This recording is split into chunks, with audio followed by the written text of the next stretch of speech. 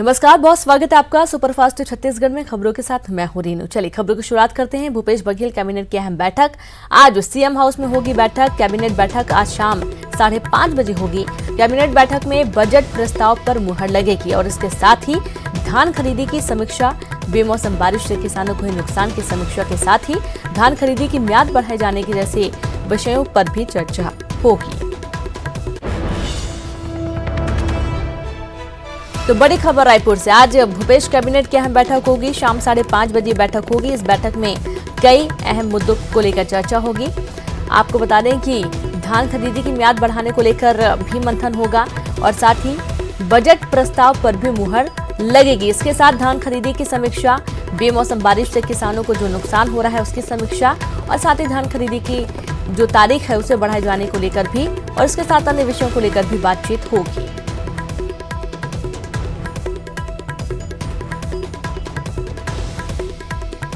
तो भूपेश बघेल कैबिनेट की आज अहम बैठक और इस अहम बैठक में तमाम मंत्री शामिल होंगे। आपको बता दें कि मौजूदा जो मुद्दे हैं उनको लेकर चर्चा तो होगी ही और साथ ही कुछ विकास कामों को लेकर भी विस्तार से मंथन हो सकता है। कई प्रस्ताव हैं जो कि पटल पर रखे जाएंगे। कई प्रस्तावों को हरी झंडी भी मिलने की संभावना है। अहम बैठक आज शाम 5:30 बजे रखी गई है और सहयोगी ममता लांजेवार जुड़ गई है। ममता, आज कैबिनेट बैठक होने जा रही है। किसानों से जुड़े कई मुद्दे, धान से जुड़ा मुद्दा और उसके साथ साथ और क्या मुद्दे हैं जिनको लेकर बातचीत होगी? देखिए, कैबिनेट की बैठक आज शाम को मुख्यमंत्री निवास में शाम 5 बजे होगी और इस बैठक को काफ़ी महत्वपूर्ण इसलिए माना जाना चाहिए क्योंकि जिस तरह से बेमौसम बारिश हो रही है उसके बाद से लगातार ये मांग की जा रही थी कि जो धान खरीदी की जो तारीख है वो बढ़ाई जाए। अभी धान खरीदी की जो तारीख है, आखिरी तारीख 15 फरवरी है और ऐसे में जो किसान है, जो अचानक से बारिश हो रही है तो अपना जो धान मंडियों तक नहीं पहुँचा पा रहे हैं और यही वजह है कि किसान लगातार मांग कर रहे हैं, किसान संगठन मांग कर रहे हैं और खुद सरकार के जो मंत्री हैं जिस तरह से टीएस सीधे खुलकर सामने बोले थे। जब खाद्य मंत्री अमरजीत भगत ने कहा था कि तारीख नहीं बढ़ाई जाएगी, उन्होंने कहा था कि सरकार को लचीला होना चाहिए और अलग अलग बयान आए थे। पीसीसी चीफ मोहन मरकाम ने भी ये माना था कि जो धान खरीदी की जो तारीख है उस पर सरकार को सोचना चाहिए। तो सबसे बड़ा अगर हम बात करें तो महत्वपूर्ण फैसला हो सकता है कि धान खरीदी की तारीख बढ़ाई जा सकती है। भारतीय जनता पार्टी ने कल प्रदर्शन भी किया था, इसे लेकर कलेक्टर्स को ज्ञापन दिया था कि 15 मार्च तक तारीख की जाए, तारीख बढ़ाई जाए। हालांकि तारीख कब तक बढ़ाई जाती है ये देखने वाली बात होगी, लेकिन ज़्यादातर जानकार ये मान करके चल रहे हैं कि सरकार ने भी इस तरह से इशारा कर दिया है क्योंकि लगातार मौसम खराब होने के चलते जो धान है वो मंडियों तक नहीं पहुंच पा रहा है, तो ऐसे में धान खरीदी की तारीख बढ़ सकती है। दूसरी बात ये है कि 2020-21 का जो बजट है उसको लेकर तमाम बैठकें पूरी हो चुकी है। तो बजट एक करीबन लगभग ये संभावना है कि 1 लाख करोड़ का इस बार का बजट हो सकता है, तो उसके प्रस्ताव को मुहर लग सकती है। ये तमाम मुद्दे हैं जो अचानक से बारिश हुई है उसके चलते सबसे ज़्यादा जो है रबी की फसल जो है उसे नुकसान पहुंचा है और जो सब्जियां हैं खेतों में वो ख़राब हो रही हैं। तो इन पर क्या सोचा जाए, इस पर भी सरकार कोई फैसला ले सकती है। जी बिल्कुल ममता, बजट को लेकर भी बातचीत होगी, मंथन होगा। बजट की यदि बात की जाए तो संभावित क्या वो मुद्दे रहेंगे जो कि बजट के दौरान रखे जाएंगे? किन सेक्टर्स पर ज़्यादा फोकस रहने की संभावना इस बजट में?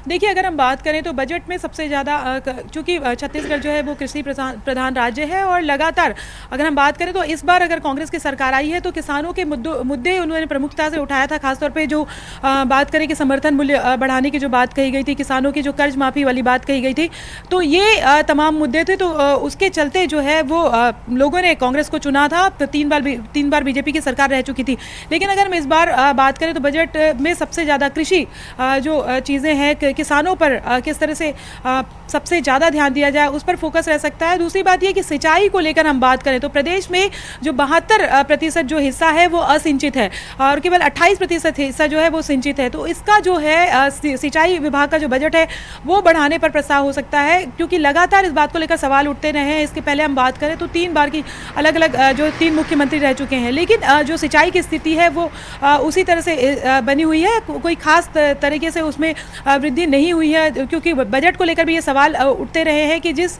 अपेक्षा में बजट बढ़ाना चाहिए उस तरह से बजट जो है वो बढ़ाया नहीं गया है। तो एक तो उस पर फोकस रहेगा। दूसरी बात ये है कि किसानों का के जो अलग अलग मुद्दे हैं उस पर फोकस रह सकता है। शिक्षा सबसे ज़्यादा हम बात करें तो शिक्षा पर फोकस करने की बात है, क्योंकि छत्तीसगढ़ में अगर हम बात करें तो शिक्षा की जो स्थिति है, स्कूलों की जो स्थिति है, स्कूलों में जो संसाधन है, कॉलेजों की जो स्थिति है, कॉलेजों में संसाधन है, टीचर्स की जो भर्तियां हैं, इन तमाम चीज़ों को लेकर हमेशा से सवाल उठते रहे हैं। स्वास्थ्य व्यवस्था की अगर हम बात करें तो खुद स्वास्थ्य मंत्री टी.एस. सिंहदेव मान रहे थे कि डॉक्टर्स की कमी, सबसे ज़्यादा डॉक्टर्स की कमी है और सैलरी कम जो होती है वो भी सबसे बड़ा मुद्दा रहा है। संसाधनों की कमी जो है वो एक बड़ा मुद्दा रहा है। सिकल सेल जो है यहाँ की एक बहुत बड़ी समस्या है, तो उसको लेकर किस तरह से चीज़ें की जाएंगी। तो ये तमाम जो मुद्दे हैं उस पर सबसे ज़्यादा जो इस बात का जो बजट है वो फोकस रह सकता है। जी बिल्कुल। शहरी क्षेत्र के लिए क्या रहेगा इस बजट में, और आज होने वाली कैबिनेट की बैठक में शहरी क्षेत्र को की तर्ज पर यदि देखी जाए तो किन किन चीज़ों को लेकर प्रमुखता से बातचीत होगी, क्योंकि पानी की कुछ समस्याएं हैं जो कि प्रदेश में देखी जा रही हैं, बिजली की भी कुछ समस्या जो कि देखी गई है।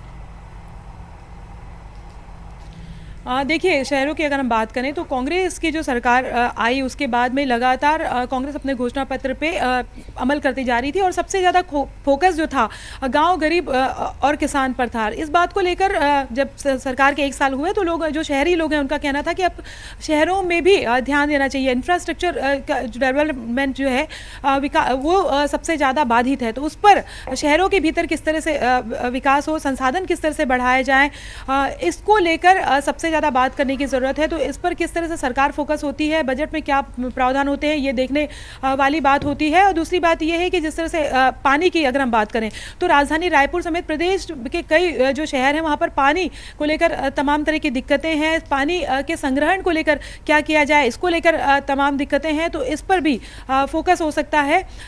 और इसके बाद अगर हम बात करें तो सफाई व्यवस्था जो है, हम स्मार्ट सिटी की बात करते हैं, राजधानी रायपुर की बात कर लीजिए, लेकिन जिस तरह की सफाई व्यवस्था होनी चाहिए, जिस तरह से व्यवस्थित होना चाहिए शहर, उस तरह से व्यवस्थित नहीं दिखाई देता है। शहर के बीच जहाँ पे लोग रहते हैं वहाँ पर उतना फोकस नहीं है। वहाँ पर अगर हम बात करें तो लगातार बीमारियाँ सामने आती हैं, पीलिया और तमाम तरह की चीज़ें, क्योंकि गंदा पानी लोगों के घरों तक जाता है। तो पाइपलाइंस को लेकर हमेशा दिक्कतें होती है, पानी की टंकियाँ जो है वो बढ़ाने की बात कही जा रही है। तो ये तमाम चीज़ें न केवल, ये केवल राजधानी रायपुर का एग्जाम्पल मैं दे रही हूँ, लेकिन पूरे प्रदेश में अगर हम बात करें, चाहे बिलासपुर हो, चाहे जगदलपुर में हो, इस तरह की स्थिति सामने आती है। तो ये जो चीज़ें हैं इस पर फोकस करने की जरूरत है। जी बिल्कुल। और साथ ही ममता, एक और जरूरी बात है, मोहन मरकाम ने कहा था कि धान रखने की व्यवस्था नहीं है सरकार के पास मंडियों में, और धान खुले में रहता है, बारिश होती भीग जाता है, नुकसान होता है सरकार को भी, किसानों को भी। तो क्या इसकी व्यवस्था को लेकर आज कुछ बड़ा फैसला आ सकता है, मंथन हो सकता है? बिल्कुल। देखिए, जब विकास की बात होती है, चाहे तमाम जो सरकारें रही हैं, और जब विकास की बात होती है तो जो बहुत बुनियादी जो ज़रूरतें हैं उसको थोड़ा सा दरकिनार कर दिया जाता है। और यही स्थिति अगर हम बात करें तो धान खरीदी कोई अभी नहीं हो रही छत्तीसगढ़ में, काफ़ी समय पहले से हो रहा है, क्योंकि धान का कटोरा ही यहाँ पे धान ही सबसे ज़्यादा होता है। लेकिन उसके धान मंडियों में उसके रख रखाव को लेकर और धान के गोदाम बनाने को लेकर अभी तक के उस तरह से प्रयास नहीं होते रहे हैं।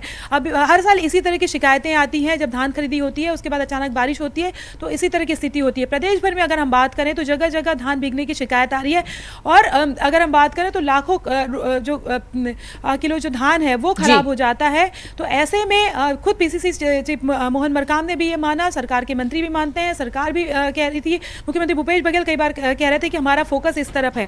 तो अभी ये देखना होगा कि बजट में किस तरह से आज जो कैबिनेट की बैठक होती है उसमें किस तरह से ये जो रख रखाव को लेकर क्या फैसला किया जाता है, क्योंकि एकदम से चीज़ें नहीं हो सकती। लेकिन ये ज़रूर है कि इनके संग्रहण को लेकर व्यवस्था करने की ज़रूरत है, और अभी ही इसकी तैयारी पूरी करनी पड़ेगी, क्योंकि लगातार किसान भी इस बात को लेकर मांग उठाते रहे हैं और ये किसी से छिपा नहीं है।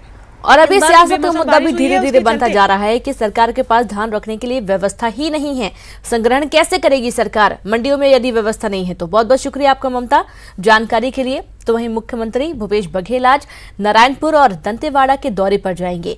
निर्धारित कार्यक्रम के अनुसार सीएम बघेल 11:55 पर नारायणपुर के ग्राम बासिंग पहुंचेंगे और वहां अबूझमाड़ मैराथन 2020 के समापन समारोह में शामिल होंगे। इसके बाद दोपहर 1 बजे दंतेवाड़ा पहुंचकर वहां पूना दंतेवाड़ा माड़ाकाल का शुभारंभ करेंगे। तो दो ये प्रमुख दौरे सीएम भूपेश बघेल के आज निर्धारित कार्यक्रम है। इसके अनुसार सीएम बघेल 11:15 पर नारायणपुर पहुंचेंगे, ग्राम बासिंग पहुंचेंगे, जहां पर अबूझमाड़ मैराथन 2020 के समापन समारोह में शामिल होंगे। तो वहीं इसके ठीक बाद दोपहर तकरीबन 1 बजे दंतेवाड़ा पहुंचकर वहां पूना दंतेवाड़ा माड़ाकाल का शुभारंभ किया जाएगा। बदला मौसम का मिजाज, देर रात से राजधानी में हल्की बारिश हो रही है। सर्द हवाओं ने लोगों की परेशानी बढ़ा दी है। रायपुर, बिलासपुर, दुर्ग और सरगुजा संभाग प्रभावित है। मराठवाड़ा और बिहार में चक्रवाती घेरा है और इसके चलते छत्तीसगढ़ भी इससे काफी प्रभावित हो रहा है। मौसम का मिजाज बदला। पिछले कुछ दिनों से और रात में देखा जा रहा है कि बारिश हो रही है। दिन का जो तापमान है काफी नीचे गिरने लगता है। लोगों को फिर से एक बार ठंड का एहसास होने लगा है। आपको बता दें कि अभी कुछ वक्त पहले ऐसा लग रहा था कि ठंड अब धीरे धीरे जा रही, लेकिन एक बार फिर से ठंड ने दस्तक दी है और लोगों को ठिठुरने के लिए मजबूर कर दिया है। विजिबिलिटी भी कम हो जाती है। बारिश होने की वजह से धुंध छाई हुई है, कोहरा छाया हुआ है। लोगों को एक बार फिर से ठंड के चलते परेशानी का सामना करना पड़ रहा है। तो देर रात से राजधानी में बारिश हो रही है। सर्द हवाओं ने लोगों की परेशानी बढ़ा दी है। रायपुर, बिलासपुर, दुर्ग और सरगुजा संभाग सबसे ज्यादा प्रभावित क्षेत्र है। मराठवाड़ा और बिहार में चक्रवाती घेरा है और इसके चलते छत्तीसगढ़ में भी बारिश हो रही है।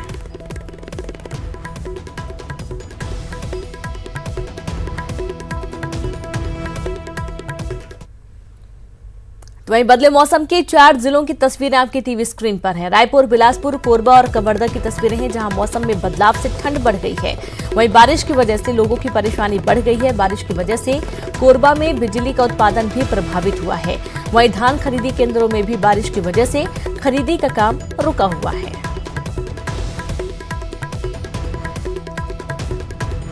तो मौसम का मिजाज बदला और इसके चलते ये 4 तस्वीरें आपकी टीवी स्क्रीन पर हैं। रायपुर, कोरबा, बिलासपुर, कवर्धा, अब जहां मौसम में बदलाव से ठंड बढ़ गई है। बारिश की वजह से लोगों की परेशानी बढ़ी है। कोरबा में बिजली का उत्पादन भी प्रभावित हो गया है। धान खरीदी केंद्रों में बारिश की वजह से खरीदी का काम रुका हुआ है और काफी नुकसान किसानों को भी हुआ है। और अहम खबर, बेमौसम बारिश ने बढ़ाई किसानों की मुश्किलें। खेतों में खराब होने लगी सब्जियां, किसान मायूस होकर परेशान है, मायूस है। टमाटर, फूल गोभी, पत्ता गोभी की फसलों को ज्यादा नुकसान पहुंचा है। रबी की फसलों को भी नुकसान हुआ है। चना, तिवड़ा, मसूर और अलसी पर सबसे ज्यादा असर देखा गया है। तो बदले मौसम के मिजाज के चलते किसानों की परेशानी बढ़ गई है। खेतों में सब्जियां खराब होने लगी हैं, फल खराब होने लगे हैं। किसान काफी मायूस हो गए हैं। टमाटर, फूल गोभी, पत्ता गोभी जो हरी सब्जियां हैं, मौसमी सब्जियां हैं, उनको भी काफी नुकसान हुआ है। रबी की फसलों को भी नुकसान हुआ। चना, तिवड़ा, मसूर और अलसी पर भी सबसे ज्यादा प्रभाव पड़ा है और इसके चलते अब किसान जल्द से जल्द जो सब्जियां हैं, जो फल हैं, उन्हें मंडी तक पहुंचाने की कोशिश कर रहे हैं, खपाने की कोशिश कर रहे हैं, ताकि बारिश की वजह से वो जल्दी खराब ना हो जाए, सड़े नहीं जाए। और इसके चलते सब्जियों के दामों में भी गिरावट देखी जा रही है। तो कहीं ना कहीं किसानों को एक नुकसान भी हो रहा है। चूंकि देखा जाता है कि ठंड में सबसे ज्यादा हरी सब्जियां खाई जाती हैं, मटर, फूल गोभी, पत्ता गोभी जैसी सब्जियां, लेकिन इन्हीं सब्जियों को सबसे ज्यादा नुकसान होता हुआ इस बारिश में देखा गया है। हरी सब्जियों में कीड़े लगने की परेशानी खड़ी हो जाती है और इसके चलते किसानों को नुकसान होता है। और यही कारण है कि किसानों की मुश्किलें अनाज से लेकर फल सब्जियों के कारण भी बढ़ी हुई हैं। तो रबी की फसलों को ज्यादा नुकसान हो रहा है। आपको बता दें कि इस बारिश में जो रबी की फसलें हैं, जिनमें चना, तिवड़ा, मसूर और अलसी आते हैं, ये सबसे ज्यादा प्रभावित हो रहे हैं। और संवाददाता देवव्रत भगत जुड़ गए हैं। देवव्रत, मौसम का मिजाज बदला, सब कुछ बदल गया। जहां किसान खुश थे, धान खरीदी हो रही थी, लोग खुश थे, ठंड से थोड़ी राहत मिली थी, सारी परेशानी एक बार फिर से खड़ी हो गई। निश्चित तौर पे और किसानों के लिए ये परेशानी का सबब बन गया है। पिछले 3 दिनों से लगातार ठंड के मौसम में झड़ी जैसे हालात हैं। फरवरी में कई सालों बाद इस तरह से मौसम में बदलाव देखना पड़ा। बेमौसम बारिश से हर कोई परेशान रहा, आम और खास हर किसी को इस मौसम की वजह से परेशान होना पड़ रहा है। लेकिन सबसे ज़्यादा मौसम की मार पड़ती है वो है अन्नदाता और किसानों पर सबसे ज़्यादा इसका असर देखा जा रहा है, क्योंकि रबी की फसल जो है वो पूरी तरह चौपट हो गई है। छत्तीसगढ़ में इस वक्त दालों के दलहन फसलें जो होती हैं वो सबसे ज़्यादा होती हैं, और जो बारिश की वजह से बड़ा नुकसान यहाँ पर किसानों को उठाना पड़ रहा है। खासकर जो 4 संभाग यहाँ पर बारिश से प्रभावित हुए हैं, दुर्ग, रायपुर, सरगुजा और बिलासपुर संभाग, यहाँ पर बारिश की वजह से सबसे ज़्यादा नुकसान यहाँ किसानों को हो रहा है। और साथ ही धान खरीदी का ये भी वक्त है, और इस दौरान तमाम किसान जो है वो धान खरीदी के लिए पहुँचते हैं, तो इस दौरान धान भी भीग रहा है। मंडियों में करोड़ों रुपए के धान रखे हुए हैं, वो धान भीग गए हैं। धानों में अंकुरण की आशंका जताई जा रही है, और इससे अगर सरकार खरीदी पूरी जो धानों की करती है तो धानों की खरीदी में सरकार को भी नुकसान होगा। तो कुल मिलाकर के यहाँ पर सबसे ज़्यादा जो परेशानी है वो किसानों को हो रही है, और साथ ही साथ जो धान की खरीदी चल रही है वो भी बुरी तरह से प्रभावित हुई है, क्योंकि उम्मीद ये की जा रही थी कि अब लगभग ठंड की विदाई हो चुकी है। लेकिन जिस तरह से मौसम ने करवट ली, और पिछले 3 दिनों से जिस तरह से मौसम के हालात बने हैं, झड़ी जैसे हालात हैं, बीती रात भी बारिश हो रही थी, और सभी सेवाएं जो हैं वो प्रभावित हुई हैं। कल तकरीबन 3 घंटे तक के रायपुर के एयरपोर्ट में न फ्लाइट लैंड हो पा रही थी और ना ही उड़ पाई है। आज हालात इस तरह के हैं कि कुछ फ्लाइट जो है वो रिशेड्यूल किए गए हैं जो लैंड करने वाली है, क्योंकि दिल्ली से आने वाली कुछ फ्लाइट जो हैं वो 1 से 1.5 घंटे लेट हैं। लेकिन क्योंकि आज जो है कोहरा नहीं है, विजिबिलिटी साफ है, इस वजह से जो जाने वाली फ्लाइट्स हैं वो ऑन टाइम है। तो जिस तरह से मौसम में बदलाव आया है उससे जनजीवन प्रभावित हुआ है, हवाई यातायात प्रभावित हुआ है, किसान प्रभावित हुए हैं और हर वर्ग प्रभावित हुआ है। और जिस तरह से ये भी कहा जा रहा था कि अब तो भाई ठंड की विदाई हो गई है, तो बिल्कुल भी ऐसा नहीं है, क्योंकि अब जब बारिश बंद होगी, बादल छटेंगे, उसके बाद फिर एक बार ठंड से लोगों को जूझना पड़ेगा। तो अभी फिलहाल ठंड की विदाई नहीं होने वाली, लेकिन मौसम वैज्ञानिकों से जो हमारी बात हुई है रेणु, उसके मुताबिक आने वाले कुछ दिनों में ये बताया जा रहा है कि मौसम साफ होने की संभावना है, और जो बादल है वो अब दक्षिणी छत्तीसगढ़ की ओर यानी कि बस्तर की ओर रुख करेंगे। तो हो सकता है कि बिल्कुल देवव्रत, ठंड पड़ रही है ये अच्छी बात है, लेकिन नुकसान हो रहा है, किसानों को प्रभावित हो रहे कहीं ज्यादा, ये थोड़ा सा दर्दनाक है। बहुत बहुत शुक्रिया आपका तमाम जानकारी साझा करने के लिए। और अगली खबर का रुख करते हैं रायपुर से। बड़ी खबर, प्रदेश में कोरोना वायरस को लेकर बड़ी खबर है। चीन से लौटे दुर्ग के 3 संदिग्धों में कोरोना वायरस नहीं। चीन से दुर्ग लौटे हैं 3 छात्र। पुणे से आई रिपोर्ट में खुलासा हुआ है, और आपको बता दें कि जो रिपोर्ट आई है वो पॉजिटिव है। मतलब एक तरीके से देखा जाए तो उनको ये कोरोना वायरस नहीं है, और इसके चलते तीनों छात्रों ने राहत की सांस ली है। रिपोर्ट निगेटिव आई है, और आपको बता दें कि इसके चलते कहीं ना कहीं एक जो स्वास्थ्य विभाग में हड़कंप था कि चीन से जो 3 छात्र वापस आए हैं उनमें कोरोना वायरस के यदि संक्रमण पाए जाते हैं तो कहीं ना कहीं परेशानी का सबब थे, और इसके चलते जो रिपोर्ट पुणे से आई है वो नेगेटिव आई है, यानी कि जो संदिग्ध मरीज सामने आए थे उनको कोरोना वायरस नहीं है। अब वो आसानी से अपने घर जा सकते हैं, आम लोगों के बीच में रह सकते हैं। पुणे से आई रिपोर्ट में खुलासा हुआ है, और सहयोगी ममता जुड़ गई हैं। ममता, 3 संदिग्ध जो छात्र थे जो कोरोना वायरस से संक्रमित बताए जा रहे थे, पुणे से आई रिपोर्ट नेगेटिव आई है। ये खुशी की बात है कि इनमें से किसी को भी कोरोना वायरस नहीं है। बिल्कुल, देखिए जिस तरह से कोरोना से पूरे देश दुनिया में हड़कंप मचा हुआ है, उसके बाद में छत्तीसगढ़ में भी इस बात को लेकर काफी दहशत थी, क्योंकि जो करीबन 5 जो संदिग्ध हैं उनकी जो रिपोर्ट है वो वायरोलॉजी लैब पुणे भेजी गई थी। उनमें से जो 3 थे वो दुर्ग के थे, और अब उनकी रिपोर्ट आ चुकी है जिसमें कोरोना, उनको सर्दी खांसी की शिकायत तो थी, लेकिन अब ये पता चल रहा है कि कोरोना वायरस की जैसी कोई बात नहीं है। उनकी जो रिपोर्ट है वो नेगेटिव आई है। उसके साथ ही अगर हम बात करें तो हालांकि 2 संदिग्ध जो है उनकी रिपोर्ट आनी अभी बाकी है, और जो अंबिकापुर के जो छात्र है उसकी भी जो रिपोर्ट है वो आने बाकी है। तो लेकिन ये जो 3 रिपोर्ट आई है उसके बाद में स्वास्थ्य विभाग के समेत अगर हम बात करें सभी ने राहत की सांस ली है, क्योंकि अगर कोरोना वायरस को लेकर यहाँ पर भी दहशत जैसी स्थिति है, और राज्य सरकार को भी ये नहीं समझ में आ रहा है, जो WHO से तो गाइडलाइंस आई ही है, लेकिन यहाँ के स्पेसिफिक भी समझ नहीं पा रहे हैं कि जो इलाज की जो गाइडलाइन है वो क्या हो, और यही वजह है कि जो सिर्फ अभी चलिए, बिल्कुल ममता, शुक्रिया आप जानकारी के लिए। और यहाँ पर वक्त एक छोटे से ब्रेक का है, हम जल्द हाजिर होंगे।